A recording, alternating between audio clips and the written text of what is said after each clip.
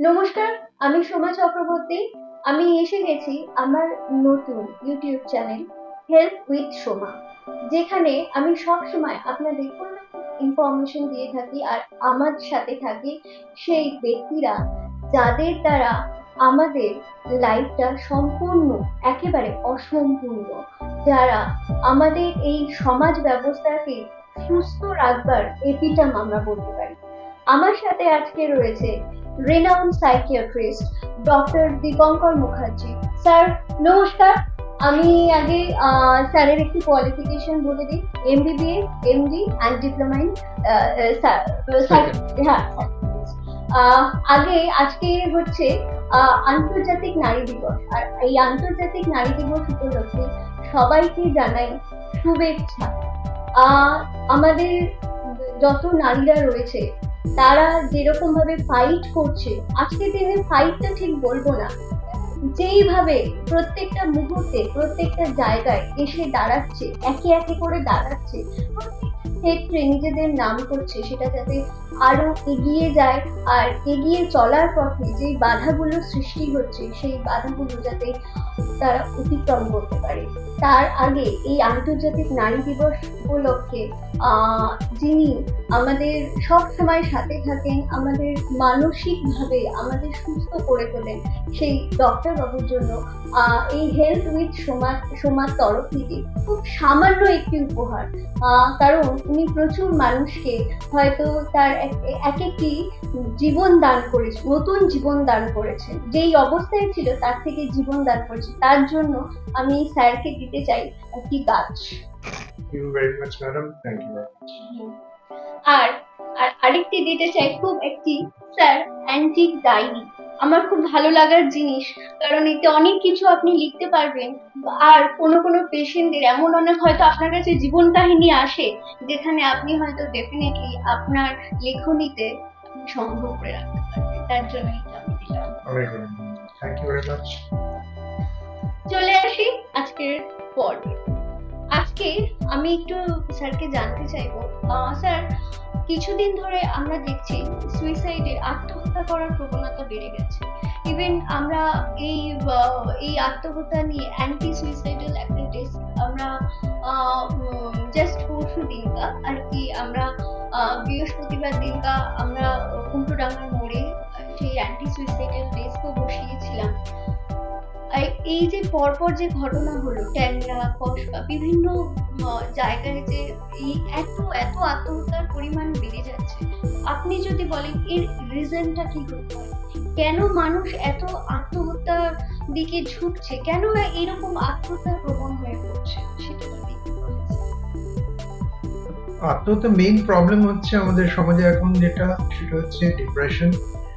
Depression উত্তরোত্তর প্রত্যেক দিন তার ইনসিডেন্স প্রচন্ড হারে বাড়ছে, এবং তার সাথে ডিপ্রেশনের সবথেকে ডিটারমিনিং ফ্যাক্টর যেটা সুইসাইডের দিকে মানুষকে ঠেলে নিয়ে যায়, সেটা হচ্ছে হতাশা, হোপলেসনেস। এই জিনিস যেটাই সব থেকে মানুষকে মৃত্যুর দিকে ঠেলে নিয়ে যায়। যখন দেখে সে তার আর কোনো আশা দেখছে না সামনের জীবনে, তখন সে আলটিমেটলি সেই ডিসিশনটা নিয়ে ফেলে, যেটা ultimately which kills that particular individual. সেটাই মেন কারণ, ডিপ্রেশন অ্যান্ড হোপলেসনেস। তাতে যদি একটু সমাজ একটু তাকে আশার আলো দেখাতে পারতো, ডিপ্রেশন অনেকাংশেই তাহলে কিওর হতো, কেটেও যেত, এবং হয়তো সে এই ফেটাল আউটকাম তার হতো না।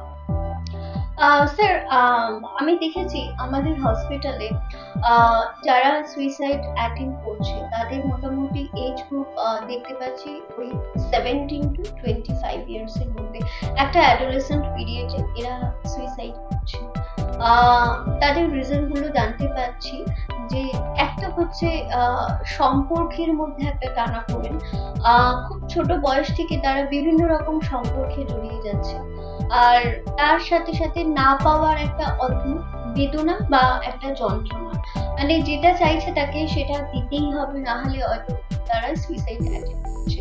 তাহলে এর জন্য কি স্যার আমাদের যে পেরেন্টাল যে একটা গাইডেন্স থাকে, বা বাবা মাদের কিভাবে সন্তানদের সাথে বিহেভিয়ার করা উচিত? কারণ আমরা বলে থাকি যে বন্ধুর মতো মেশা উচিত, এখনকার বাবা মারা কিন্তু সত্যি মানে চেষ্টা করে বাচ্চাদের সাথে বন্ধুর মতো মেশা উচিত, মিশছে ইনফ্যাক্ট, কিন্তু তাও এই ধরনের একটা প্রবণতা আমরা দেখতে পাচ্ছি। তো এটার স্যার কারণটা কি হতে পারে, এটা যদি বলেন, আর কিভাবে এটাকে করা যায়? একটা জিনিস বাবা মারা ভুল করে, ভালোবাসা মানে মানুষকে বা নিজের নেক্সট জেনারেশনকে, সন্তানকে শুধু ভালোবাসা দিয়ে কিন্তু তাকে স্ট্রং করা যায় না। যে জিনিসটা এই সুইসাইড বা এই ফেটাল আউটকাম থেকে তাকে বাঁচাতে পারে, সেটা প্রিডমিনেন্টলি হচ্ছে তার রেজিলিয়েন্স বা স্ট্রেসকে সহ্য করার ক্ষমতাটা। সেই জিনিসটা সম্বন্ধে যদি বাবা মাকে আরো বেশি ওয়াকিবহাল করা হয়, তাহলে বাচ্চাদের রেজিলিয়েন্ট করার জন্য যে যে পন্থাগুলো আমরা অবলম্বন করি সাইকিয়াট্রিতে, সেই পন্থাগুলো সে অবলম্বন করবে এবং হয়তো তাকে সেই অ্যামিউনিশন দেবে সেই বাচ্চাটাকে, যাতে করে সে জীবনে যে আমরা যেটা বলি চড়াই উতরাই, আমরা ইংরেজিতে একটা শব্দ করি vicissitudes of life, জীবনটা কিন্তু সমান্তরাল একটা প্লেনে চলবে না। জীবনটা কিন্তু চড়াই উতরাই, খারাপ সময় ভালো সময়, একটা এরকম ফ্লাকচুয়েটিং একটা জীবন যাপন প্রত্যেকটা মানুষকেই করতে হয়। তো সেই ভালো যখন আছে তখন তো life is that much easier. যখন খারাপ যখন সময়গুলো আসে, সেই সময়টাতে যদি সে রেজিলিয়েন্ট না হয়, মানসিক সেই শক্তিটা না থাকে তাকে সেই জিনিসটাকে যুদ্ধ করা, সে কিন্তু তাহলে সেই জিনিসটাকে যুদ্ধ করতেও পারবে না এবং তাতে সে আলটিমেটলি ডিপ্রেসড হয়ে যাবে, হোপলেস হয়ে যাবে, ও কোনো পথ খুঁজে পাবে না। তখন তাকে এটাই মনে হয় একমাত্র। ওকে স্যার, আর একটা আমি লাস্ট প্রশ্ন করতে চাই আপনার কাছে, যে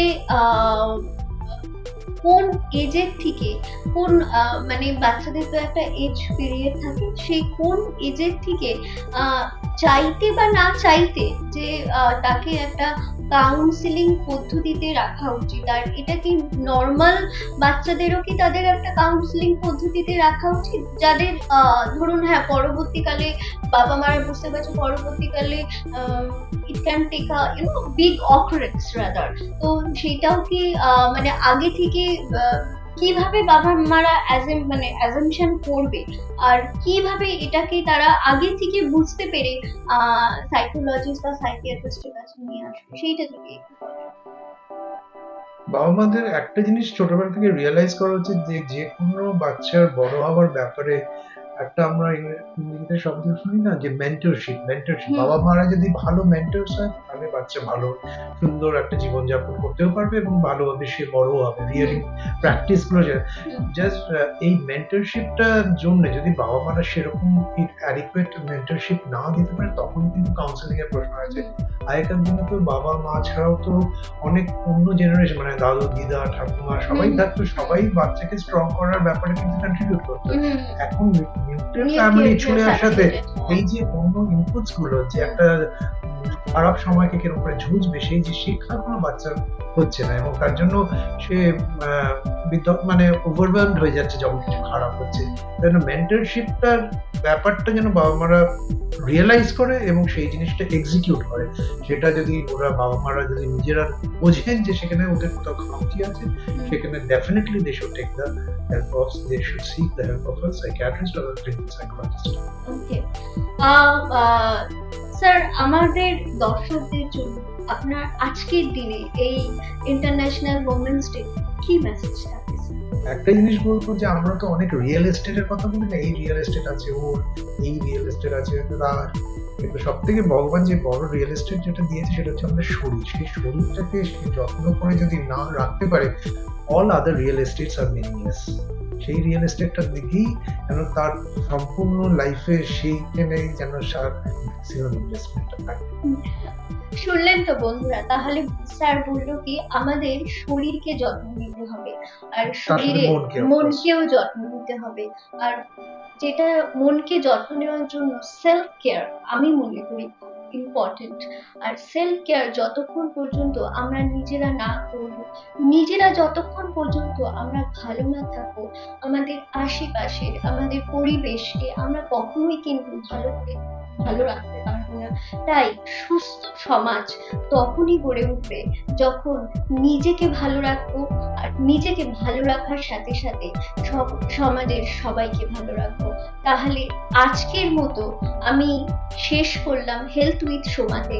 আজকে আমাদের পর্ব ছিল মোটামুটি কিছুটা হলেও ডক্টর দীপঙ্কর মুখার্জি ক্লিয়ার করতে পেরেছে যে সাইকোলজিক্যাল কি কি প্রবলেম হতে পারে, কেন আত্মহত্যার ঝুঁকি বাড়ছে। আর এই এর পরে যদি আপনাদের কোনো রকম প্রশ্ন থাকে আপনারা ডেফিনেটলি কমেন্ট বক্সে লিখে পাঠাতে পারেন। আমি চেষ্টা করব, because he is a very busy person, in fact busy consultant, আমি চেষ্টা করব স্যারকে আর একবার আপনাদের সাথে মুখোমুখি করাবার, আর চেষ্টা করব একটা লাইভ সেশন করাবার। তো আজকের জন্য আমি বিদায় নিচ্ছি। সবাই ভালো থাকবেন, সুস্থ থাকবেন আর নিজেকে ভালো রাখবেন। নমস্কার। Thank you.